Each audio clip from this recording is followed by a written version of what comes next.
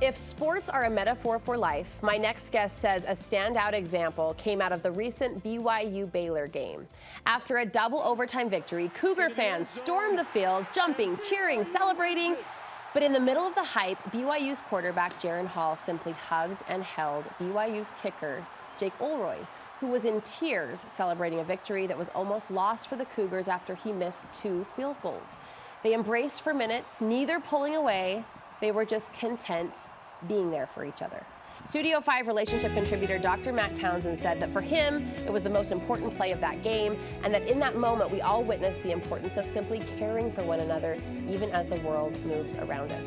Matt has extracted 5 life lessons he learned from this memorable moment. I was driving home from the game, hearing them talk about it on the radio, and I got chills just hearing the audio play, and you were watching that from home. Well, and the chills, always remember the chills, right? Because the chills are teaching you truth. And isn't it, the reason this stands out is because we don't see this as often as we. 2 big burly football men. Crying. And interesting, apparently what Jaren was saying to him in his ear, Jaren was saying, I love you, you've got this, the team loves you, I've got your back. I love you, we've got this, the team loves you, I've got your back. And that was an immediate response in the moment. Good for him. And that's all really anybody needs to hear. So when we're having a moment, and this world is having a moment, and everybody is having different moments, we just need to be looking out for the one that needs the hug when everyone else is celebrating. There's always the one that needs something more when everyone else is partying. This life lesson applies to anyone, really. I mean, this is everywhere. If you're having a moment and the world is seemingly marching past you, oblivious to your pain or your struggling or your vulnerability, you've got some life lessons we can pull from what those 2 boys taught us. Number 1, you always meet people where they are, right? We don't try to drag them into the party. Meet them where they are, and then spend enough time with them where they are. Then eventually they might want to party. You won't remember this, but there was a song in the 50s and 60s by Peter Seeger called Turn, Turn, Turn. Okay. And it quotes Ecclesiastes 3:1-4. To everything there is a season, and a time to every purpose under heaven, a time to kill and a time to heal, a time to break down and a time to build up, a time to weep and a time to laugh, a time to mourn, and a time to dance. So you have to meet people in their season, where they are, and just stand there and witness their season for them.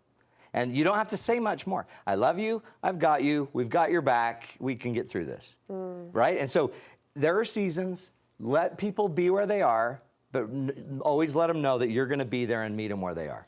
It's also a great moment of like letting people meet you, like letting people serve you, letting people hold you in that situation. That's hard to do. That's probably one of the reasons why this stands out as like a really abnormal thing that we saw. It's because a lot of us won't let others serve. So the reason some of us don't try or don't help anymore is because you won't let me in. You won't let me in. Jake Oldroyd misses 2 field goals. It's got to be devastating. Apparently they were kneeling, like praying, hoping that they would win this game. And then when the game was finally won, they had relief. But what was interesting is Jake was willing to be vulnerable enough to give the clues that Jaren could see that he needed to be loved. But I'm not okay right now. Yeah, let others in, let your guard down, be vulnerable, and let people serve you, because as you let them serve you, it benefits you, but it benefits them, and it makes all of us better at serving. I interviewed a woman many years ago. She had led many nonprofit charitable organizations for other people going through cancer, and then she became the person. And I remember just hearing her say that was the hardest part. Hard for women, hard for men too, to just let yourself be open to that. You point out this moment illustrates it only takes one. Yeah, that video made it to ESPN. It's been all over the country. It's been all over social media. It only takes one, right? And when one of us is suffering, all of us is suffering. So all we ever need is any one person at any time to notice the one, and all healing really weirdly takes place one by one. So if we want to heal the country, we do it one at a time. Everything takes place in the ones, even though we always celebrate the mass. I love this next point, and it's one I hadn't really thought about. The roles of injured and healthy rotate. That just as easily could have been Jaren Hall. Easily. Just as easily could have been the Baylor team. It just as easily could have been any other thing. So remember, these roles are going to rotate, and so the better we get at seeing the one, and the better you get at accepting that you are the one, and letting people help heal you, the better we can all get along. These roles will always rotate. It never goes away. You talked about how it just takes one, you know, notice the one, be the one. Yeah. That one now has us talking about it 2 weeks later, has ESPN talking about it, has this clip going viral around the world. It's a moment, it's a showing that, you know, there on the field or in our own lives can lift everyone else around us. When you felt it, that's the chills. Yeah. So when we all witness truth and goodness, then we feel the truth and the goodness. So you lift, just by living the goodness, you get goodness. By serving, you get more service. By loving, you get more loving. Whatever you put out, you're going to get more of, and it's contagious. That's the neatest thing about this, is that BYU team is different. And the neat thing that Jaren also said is he would have done the same thing for me. And so, and by the way, and now we've watched it, so everybody out there should be thinking, who needs my love today? And then I challenge everybody, go love somebody today. Be that one person and lift that person. And then when that person's lifted and feels better, they'll lift their family. And when they lift their family, those kids will be better, and they maybe will bully less or not bully at all. Yeah, right? it's that we contagious lift the whole. effect. Well, and when big things happen, this is a football game, but it was a big football Just a game. football We're game, super but it happy really about is. it. But when big things happen, I'm thinking even, you know, world headlines that leave us feeling so helpless and so like unstable. It's these acts of human kindness that we can control, that we can contribute. They're at the barbershop. They're when you're getting your nails done, when you're getting your car parked, when you're picking up some bread. They're everywhere.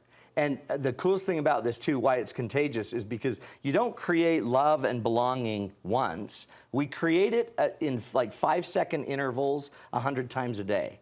So look for 100 chances a day to touch. And when I touch and we connect, something happens to both of us. And over time, it's the only way I know to lift the world. And it doesn't have to happen in a stadium. Most people in the stadium didn't know what was going on. Right, they were oblivious. Until later, right? Until the drive home. Yeah. But everybody that was on TV could see the pain in Oldroyd's eyes. Yeah. They couldn't even see Jaren's face.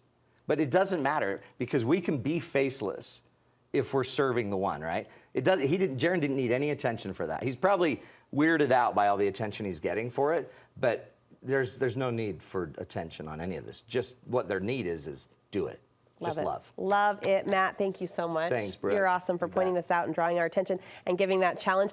Tell us more about your couples workshop that's coming up. It's our communication workshop, real communication, real connection. We teach you. It's an all-day long program. October 8th. It's coming up. 9 to 4. I know. It's coming right up. This is a great place to bring your partner. You'll spend an entire day learning to talk, practicing talk, and then you'll have real tools and rules to go home and solve your biggest problems. MattTownsend.com is where you want to go for that workshop and more of Matt's events and content. Thank you, friend. Great job.